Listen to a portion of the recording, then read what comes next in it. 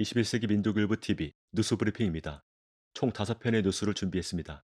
3월 15일 첫 번째 소식입니다. 폴란드 접경 야보리프 기지 공습. 13일 러시아군은 우크라이나 서부 리비프의 야보리프 기지에 미사일 공격과 공습을 진행했다. 리비프 주지사인 막심 코지츠키는 러시아 전투기들이 야보리프 기지에 약 30발의 로켓을 발사했다고 전했다. 공격당한 기지는 평화유지안보국제센터라는 이름으로 미국과 캐나다 등 군사 고문이 우크라이나군을 훈련시키는 곳으로 알려져 있다. 기지는 우크라이나군과 나토의 연합군사훈련을 벌이는 중심지이기도 하다. 한편 공습 전날인 12일 미국은 우크라이나에 대한 2억 달러의 추가 지원안을 발표했으며, 이에 러시아는 러시아군이 우크라이나에 전달되는 서방의 무기 공급을 공격 목표로 삼을 수 있다고 경고했다. 다음 소식입니다. 이란 혁명수비대 이스라엘 전략시설 미사일로 공격.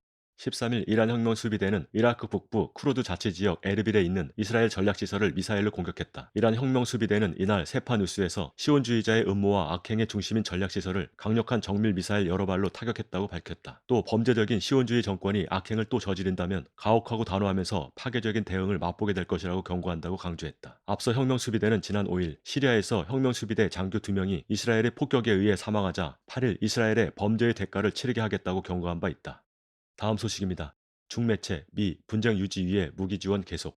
13일 중국 관영 매체 환구시보는 추이홍 동중국 사범대 교수의 말을 인용해 미국이 분쟁 유지를 위해 우크라이나에 대한 무기 지원을 계속하고 있다고 보도했다. 추이홍 동중국 사범대 교수는 갈등을 부추기기 위해 노력을 기울였던 핵심 강대국인 미국은 이제 우크라이나 갈등을 유지하기 위해 더 많은 무기를 공급하려 한다고 말했다. 또 미국은 러시아와 우크라이나가 합의점을 찾는 것을 원하지 않을 것이다. 우크라이나의 영토와 주권 보존은 미국의 목표가 아니다라며 미국은 우크라이나의 위기를 그들의 전략적 목표 실현을 위해 이용하고 있다고 지적했다. 그는 우크라이나를 둘러싼 갈등이 증폭되는 것이 미국에 나쁠 것이 없다며, 유럽의 안보 상황이 악화되면 미국과 동반자 관계를 더 강화할 수 있으며 미국이 유럽을 에너지 수출 대상국에도 포함할 수 있다고 설명했다.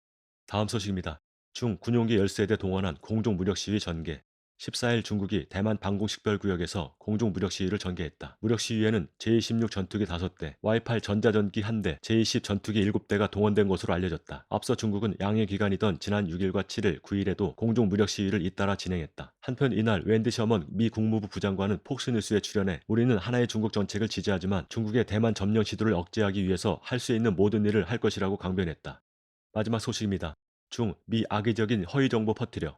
14일 중국 외교부가 러시아로부터 우크라이나 전쟁에 군사적 지원을 해달라는 부탁을 받은 적이 없었다며 미국이 악의적인 허위 정보를 퍼뜨리고 있다고 비난했다. 앞서 다수의 미국 매체들은 미 정부 관계자들을 인용해 러시아가 중국의 우크라이나 전쟁과 관련한 군사적 지원을 요청했다고 보도했다. 자오르젠 중국 외교부 대변인은 이날 정례 브리핑에서 최근 미국은 우크라이나 문제와 관련해 중국을 겨냥한 가짜뉴스를 잇따라 유포하는 등 속셈이 매우 사악하다며 우크라이나 문제에 대한 중국의 입장은 일관되고 분명하다고 말했다. 그러면서 모든 당사국이 불에 기름을 더하기보단 자제를 발휘하며 긴장을 낮추는 게 중요하다며 상황을 더욱 악화시키는 것보다 외교적 해법 추진이 중요하다고 밝혔다. 3월 15일 뉴스 브리핑 마칩니다.